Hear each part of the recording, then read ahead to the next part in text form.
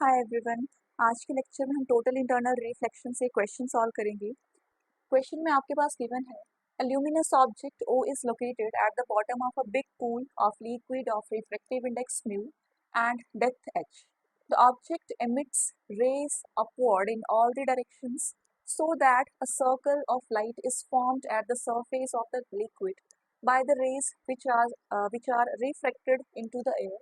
Determine the radius and the area of the circle. देखो बच्चे, question को solve करने से पहले हम कुछ बेसिक टर्म्स के बारे में डिस्कस करेंगे। आपके पास मान लीजिए इस तरह से एक मीडियम है जिसका रिफ्रैक्टिव इंडेक्स आपके पास म्यू है, ठीक है। अब इस मीडियम के अंदर हमने एक लाइट सोर्स रखा हुआ है, ठीक है। ये लाइट सोर्स है आपके पास। अब इस लाइट सोर्स से इस तरह से रेज फॉल कर रही होंगी, ठीक है। कुछ एक रेज जो होंगी वो सीधी जा रही होंगी, जबकि कुछ एक रेज जो होंगी वो किसी एंगल पर फॉल कर रही होंगी, ठीक है। मान लीजिए जो रेज सीधी फॉल करेंगी वो अनडेविएटली पास हो जाएंगी क्योंकि एंगल ऑफ इंसिडेंस जीरो है, यानी कि एंगल ऑफ रिफ्रैक्शन भी आपके पास जीरो के इक्वल आएगा, ठीक है। इस पॉइंट पर भी मान लीजिए बेटा रेज फॉल करेंगी, यहाँ पे मैंने नॉर्मल ड्रॉप कर दिया, तो ये है एंगल ऑफ इंसिडेंस, ठीक है। एंगल ऑफ इंसिडेंस, और जो रेज हैं वो डेंसर से रेयर की तरफ जा रही है, इसीलिए रेज ऑफ जो रे ऑफ लाइट्स होंगी वो away from the normal band हो जाएंगी, तो रेज नॉर्मल से दूर चले जाएंगी, ठीक है। इस पॉइंट पर देखो बेटा, एंगल ऑफ इंसिडेंस की वैल्यू बढ़ रही है, ठीक है। एंगल ऑफ इंसिडेंस की वैल्यू बढ़ेगी, यानी कि रेज फिर से away from the normal band करेंगी, इस तरह से रेज जो है वो डेविएट कर जाएंगी। इस पॉइंट पर भी इस तरह से रेज फॉल करेंगी, ठीक है। यहाँ पे एंगल ऑफ इंसिडेंस की वैल्यू बढ़ रही है। मान लीजिए बेटा, इस एंगल पर जो एंगल ऑफ रिफ्रैक्शन है वो 90 डिग्री के इक्वल है, ठीक है। जो आपकी रे है वो इस तरह से इस तरह का पाथ फॉलो कर रही है, यानी कि इस इंसिडेंट एंगल पर एंगल ऑफ रिफ्रैक्शन आपके पास 90 डिग्री के इक्वल आ रहा है, और इस एंगल को कहा जाता है क्रिटिकल एंगल।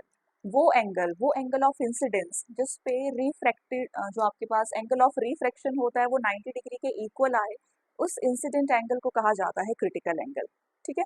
अब इसके बाद क्या होगा, देखो इसके बाद बेटा, अगर रेज इस पर फॉल करेंगे, ठीक है, अगर angle of incidence critical angle से ज्यादा होगा, उस केस में रेज दूसरे मीडियम में नहीं जाएंगी, रेज की टोटल इंटरनल रिफ्लेक्शन हो जाएगी और रेज जो होंगी वो सेम मीडियम पर बाउंस बैक हो जाएगी, ठीक है। ये कब होगा, जब एंगल ऑफ इंसिडेंस ग्रेटर होगा क्रिटिकल एंगल से, तब रेज जो होंगी वो सेम मीडियम पर बाउंस बैक हो जाएंगी, ठीक है। अब देखो बच्चे, जो ये केस होगा यहाँ पे, इस तरफ भी ऐसे ही होने वाला है, ठीक है। यहाँ पर भी ऐसे ही होने वाला है। ये आपके पास यहाँ पे मान लीजिए इस डिस्टेंस पर रेज मान लीजिए क्रिटिकल एंगल पर फॉल कर रही है, एंगल ऑफ इंसिडेंस आपका क्रिटिकल एंगल के इक्वल है, तो जो रेज जो होंगी वो इस तरह से पाथ फॉलो करेंगी, ठीक है। एंगल ऑफ रिफ्रैक्शन आपके पास 90 डिग्री के इक्वल होगा। इसके बाद वाली रेज सारी की सारी इस तरह से इनका टोटल इंटरनल रिफ्लेक्शन हो जाएगा, ठीक। अब देखो बच्चा, इस पॉइंट तक जो रेज थी वो एक मीडियम से दूसरे मीडियम में एंटर हो रही थी, ठीक है। यहाँ पे रेज हमें दिखाई दे रही थी, यानी कि इस रीजन तक, ठीक है, इस रीजन तक हमें ये ऑब्जेक्ट या फिर जो सोर्स होगा वो विजिबल होगा, ठीक है। इस रीजन में ये जो सोर्स होगा, लाइट सोर्स हमें विजिबल होगा। इस तरफ भी ऐसे ही होने वाला है और इनवर्ड डायरेक्शन में भी सेम सिनारियो होने वाला है, ठीक है। यानी कि इस रीजन तक हमें सोर्स विजिबल होगा क्योंकि लाइट रेज जो हैं वो डेंसर से रेयरर की तरफ जा रही हैं, ठीक है। लेकिन इस रीजन के बाद लाइट रेज जो होंगी वो सेम मीडियम पर वापस जा रही हैं, यानी कि इस रीजन के बाद हमें लाइट सोर्स विजिबल नहीं होगा, ठीक। अब देखो बच्चे, इस पॉइंट पे, ठीक है, यहाँ पर हम स्नेल्स लॉ का यूज करेंगे। यहाँ पे देखो, स्नेल्स लॉ के according refractive index of the first medium into sine of angle of incidence, incident angle आपके पास आईसी के इक्वल है, is equals to refractive index of the other medium that is 1 into sine of angle of refraction यानी कि 90 degree के equal है, इसीलिए ये बनेगा mu into sine I C is equals to 1 और sine I C is equals to 1 by mu, ठीक है। अब इसी तरह का सेम क्वेश्चन अपने पास गिवन है, आपसे क्वेश्चन में रेडियस पूछी है और एरिया ऑफ द सर्कल पूछा हुआ है, यहाँ पे जो ये सर्कल फॉर्म हो रहा है, इस सर्कल का आपसे एरिया पूछा गया है, यानी कि सर्कल का एरिया निकालने के लिए हमें सबसे पहले सर्कल की रेडियस निकालनी होगी। ठीक है,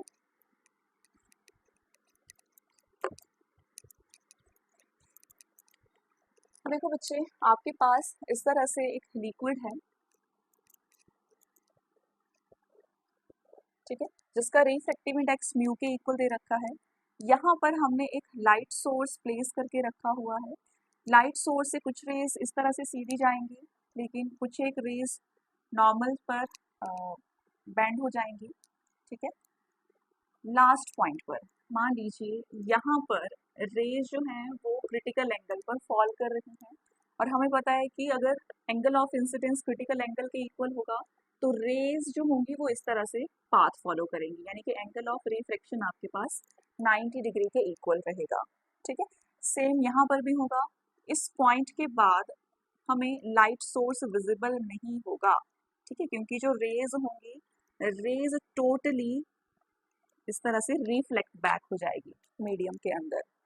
ठीक, और यहाँ पे इस तरह से एक सर्कल फॉर्म होगा, और इस सर्कल में, इस रीजन में ही हम इस लाइट सोर्स को देख सकते हैं। ठीक है, अब इस सर्कल की हमसे रेडियस की वैल्यू पूछी है, यानी कि हमें आर की वैल्यू फाइंड आउट करनी है, और इसकी हाइट दे रखी है एच के इक्वल। ठीक है, अब देखो बच्चे, यहाँ पे हम स्नेल्स लॉ का यूज करेंगे। So according to Snell's law, refractive index of the medium into sin of angle of incidence is equals to refractive index of the other medium। बाहर आपके पास एयर है तो मैं यहाँ पे 1 प्लेस करूंगी into sin of angle of refraction which is 90। so sin IC is equals to 1 by mu।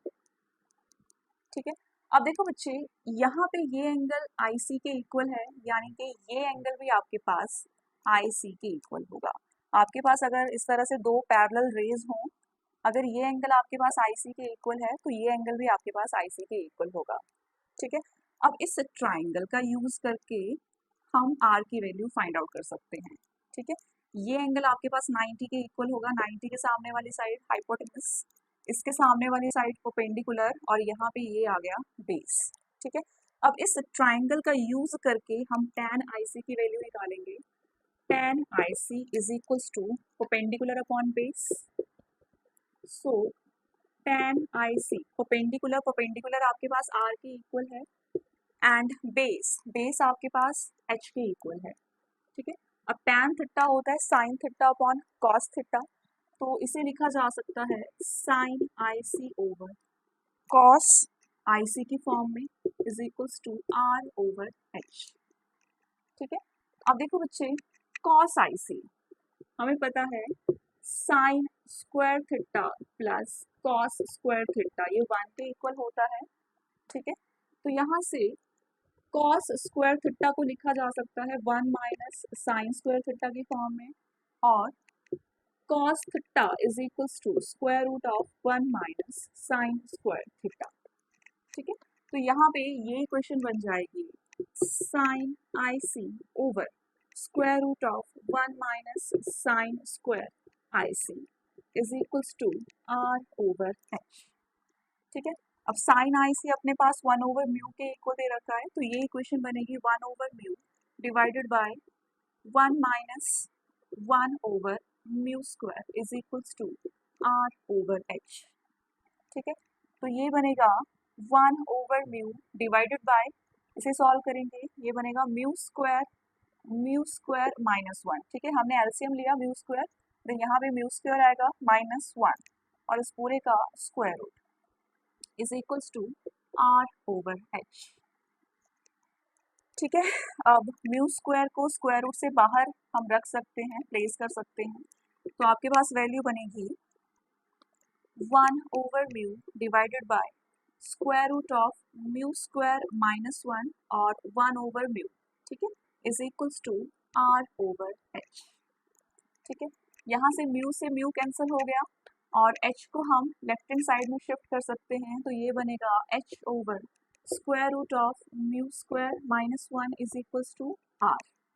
ठीक है, सो इस सर्कल की रेडियस हमने निकाल दी है, एंड सर्कल की रेडियस आपके पास आ रही है H over square root of mu square minus 1। हमसे इस सर्कल का एरिया पूछा है, ठीक है। तो इस सर्कल का एरिया क्या होगा, पाई आर स्क्वायर के इक्वल, ठीक है। तो अभी इसकी जरूरत मुझे नहीं है। So area of the circle, area area of the circle ये होगा पाई आर स्क्वायर के इक्वल। सो पाई आर आपके पास है H divided by square root of mu square minus 1 whole square. So area is equal to pi into H square divided by mu square minus 1, क्योंकि square से square root cancel हो जाएगा। तो ये है एरिया ऑफ द सर्कल की value, ठीक है। यानी कि फर्स्ट ऑप्शन हमारा करेक्ट है, ठीक है। Thank you.